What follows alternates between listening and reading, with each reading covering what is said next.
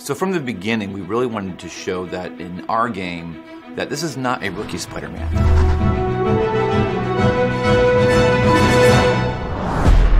He's been 8 years now with Spider-Man, so he's experienced, he's in possession of all his powers, and right from the get-go, you're ready to kick butt. I would describe the combat very easily. He's an acrobatic improviser. It's all about using webs, it's all about using the environment, it's all about getting off the ground, using his gadgets. Gadgets for us were a no-brainer. We think about what we need. Do we need a stealth gadget? Do we need a trap gadget?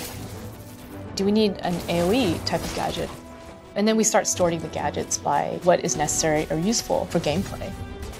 The thing with the gadgets is you wanted to make sure they had multiple purposes a lot of times. You could use them like the trip mine in a very straightforward way, but you can also use them dynamically in sort of main combat and you can stick two guys together.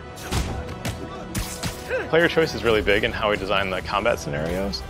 From the moment to moment where your different melee actions and your gadgets, you can choose what you want to do. We also have combat setups that have a stealth component to them, so when you arrive, you'll be able to strategize about where you want to best position yourself.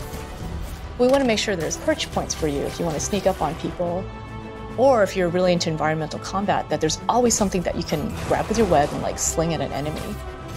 As designers, we can lay out levels that have a bunch of different options for the player so that they can choose what they want to do. There's a crane that has a part that you can pull down, as well as construction, scaffolding, and stuff like that. So seeing those opportunities in the battlefield, those are real important.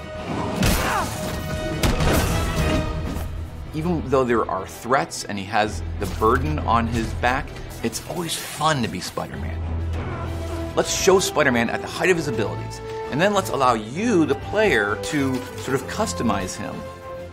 You know, one thing we want to do is make sure people feel like a superhero right away, but feel like a greater superhero over time. As you play the game many hours in, you're going to feel like a greater Spider-Man. You're going to feel like a more experienced Spider-Man.